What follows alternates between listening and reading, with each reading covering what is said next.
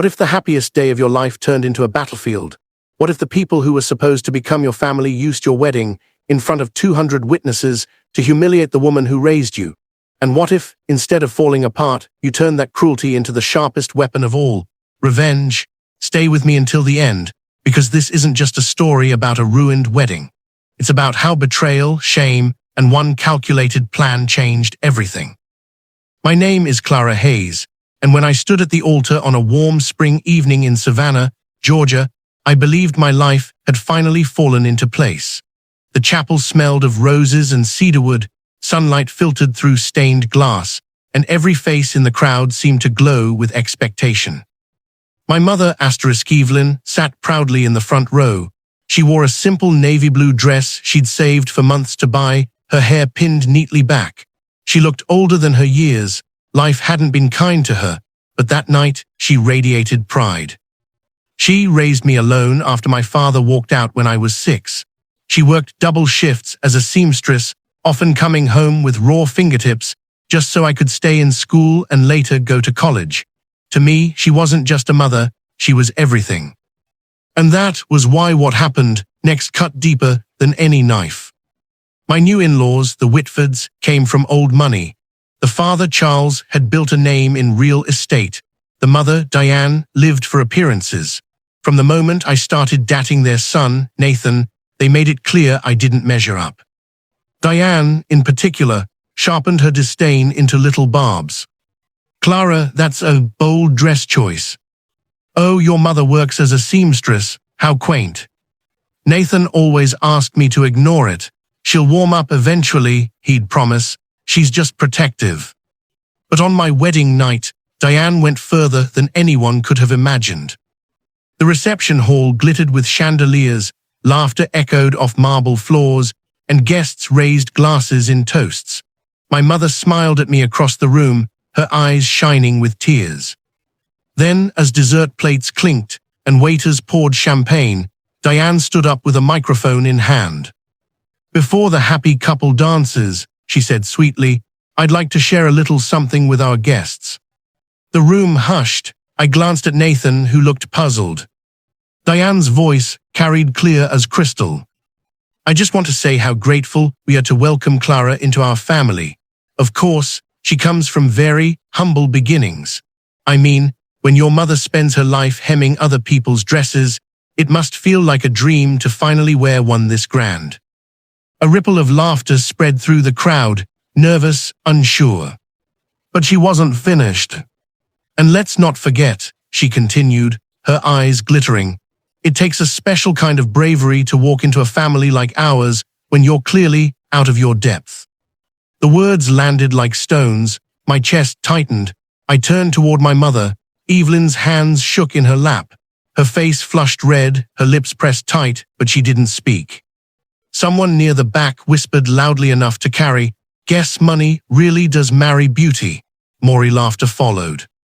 200 pairs of eyes, 200 witnesses, and my mother, the strongest woman I knew, was being mocked in front of them all. I wanted to scream, to tear the microphone from Diane's hand, but something inside me hardened instead. I smiled, I stood, and I clapped politely as though she'd said something clever. The crowd followed my lead, awkward applause filling the air. Diane looked triumphant. She thought she'd won. But that was the moment I decided she would regret every word. The rest of the night blurred. I danced with Nathan, I cut the cake, I posed for photographs. But underneath the smiles, a storm brewed. I kept replaying the sight of my mother shrinking under Diane's spotlight. When the last guest left and Nathan carried me into our hotel suite, I lay awake, staring at the ceiling. Nathan slept beside me, oblivious. I realized something chilling. If I stayed silent, this would never end. Diane would keep undermining me, belittling my mother, and eventually she'd crush us both. No, I wouldn't let her. I didn't raise my voice that night. I raised a plan. For weeks after the wedding, I played the dutiful daughter-in-law. I smiled at Diane's sharp remarks, offered to help at family gatherings, even complimented her endless redecorations of the Whitford estate. Meanwhile, I started gathering. Nathan had once mentioned his parents' foundation, the Whitford Trust, a charity that funneled money into scholarships, but the numbers never seemed to add up. They donated less than they claimed, and Diane loved to boast about tax write-offs. Curiosity became investigation. I worked late nights, combing through public records, property deeds, and charity filings. Slowly, a pattern emerged: properties listed under shell companies, donations that circled back into Whitford accounts, charitable expenses that covered lavish vacations. It wasn't just arrogance fueling Diane's cruelty, it was rot. And now I had proof. The opportunity came sooner than expected. The Whitfords loved to host parties, extravagant dinners filled with politicians, investors, and society's elite. One evening, they invited over 200 guests to celebrate the foundation's success. I wore a silver gown Evelyn had stitched by hand. She came with me, hesitant but proud. Halfway through the evening, as Diane prepared to give a speech about their philanthropy, I made my move. When she lifted her glass to toast, I stepped forward and gently took the microphone. "Before we raise our glasses," I said, my voice calm but steady, "I'd like to share something important." Diane's smile faltered, Charles stiffened, the room went quiet.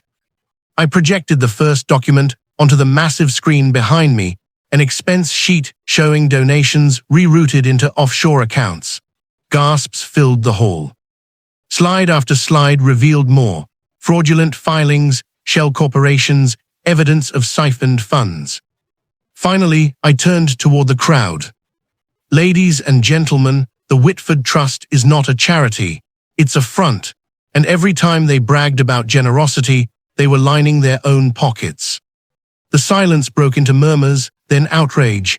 Diane's face drained of color. Charles tried to speak, but his voice was drowned out by angry questions. Evelyn sat in the front row, her eyes wide, not with shame this time, but with pride. That night ended not with applause, but with chaos. Some guests stormed out, others confronted Diane directly. By morning, whispers spread across Savannah: the Whitfords were frauds. Within weeks, investigators launched an inquiry. Properties were seized, accounts frozen. Diane and Charles tried to spin it as a misunderstanding, but the evidence was undeniable. Their empire crumbled. And me, I didn't raise my voice. I didn't throw a fit. I simply let the truth speak louder than Diane's cruelty ever could. It's been 3 years since that night. Nathan and I are still married, stronger than ever. Evelyn lives with us now in a sunlit home by the coast, her laughter finally free from the shadow of humiliation. As for Diane and Charles, their names have vanished from the society pages. Their mansion was sold to cover debts. Diane occasionally sends messages, laced with bitterness, begging for reconciliation. I never respond. Because on the night she mocked my mother in front of 200 guests, she wrote her own downfall. All I did was turn the spotlight back on her. So I'll ask you, what would you have done? Would you have confronted her that night in the middle of the wedding?